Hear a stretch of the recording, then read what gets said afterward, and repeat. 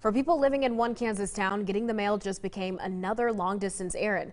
27 News reporter Matthew Johnstone went down to the town of Vassar to find out what people think about the closure of their post office. Mackenzie, I spoke with residents about what led to the closure of this post office that you see behind me and what issues they're worried about could be coming down the road.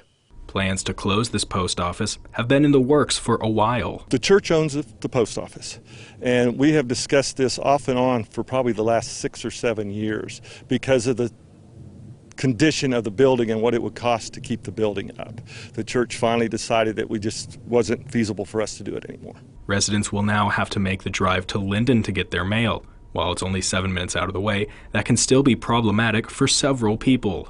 There are a lot of seniors in the area that I see that's their daily outing, is walking to the post office and getting their mail. With that closing, now they're going to have to find some way. If they don't drive, they have to have a family member drive them to Linden. The hours of the Linden post office, which closes at 4:30 on weekdays, could cause issues as well, especially when what's in the package could be life-saving. I myself have my medications delivered through the mail, so if I lived in Topeka or worked in Topeka, it would be difficult. I'd have to go in on Saturdays, and hopefully my medications would be, timed just right so I wouldn't be without. Both residents wish the post office would consider other solutions, like they've seen in other small towns.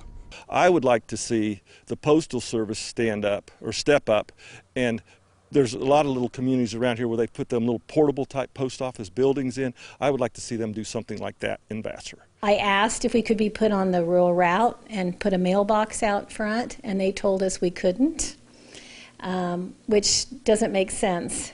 For locals, it could take a while for their mail issues to change. Stephanie says when she called the post office, they gave her an estimated 2 years until Postal Service could return to the area.